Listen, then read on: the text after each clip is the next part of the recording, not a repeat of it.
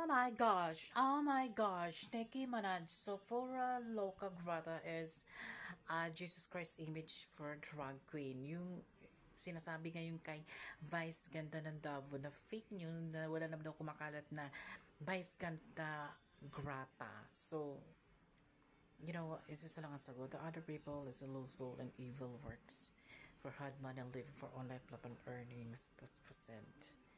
All this helped. I don't believe for running for wars in third place to our country in the Philippines International. Right?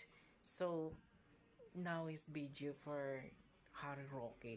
Si Harry Roque dapat talaga pinapadala yun sa mental hospital asylum sa Amerika. Yung lagay ng mga baliw na politics or whatever the people. So, what means to Oh my gosh, Nicki Minaj. So Sephora Loca Grata is Jesus Christ image for drag queen. Yung sinasabi ngayon kay Vice Ganda ng Davao na fake news na wala naman daw kumakalat na Vice Ganda Grata. So, is this lang ang sagot? The other people is a low soul and evil works for hard money living for online platform earnings plus percent. All this helped. I don't believe for running for wars in third place to our country in the Philippines International. Right? So, now is video for Harry Roque. Si Harry Roque dapat talaga pinapadala yun sa mental hospital asylum sa Amerika. Yung lagay ng mga baliw na politics or whatever the people. So what means Drag queen Pura Luca Vega declared persona non grata sa Manila at Bukidnon.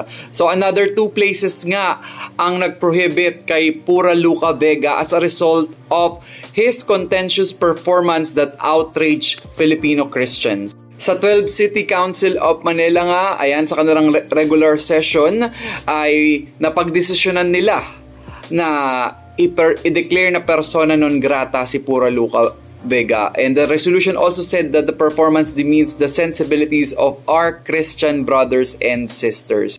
This is actually Pura Luca Vega's fifth persona non grata. In late July, the City Council and General Santos also declared him as such with the local government, explaining nga na yung kanyang performance had offended the Christian community. Tama, sinabi mo, panapanahon lang yan. Kasi nung panahon ni Duterte, kung sino-sino ang kanyang pinakulong, pinahuli kahit wala namang mga kasalanan.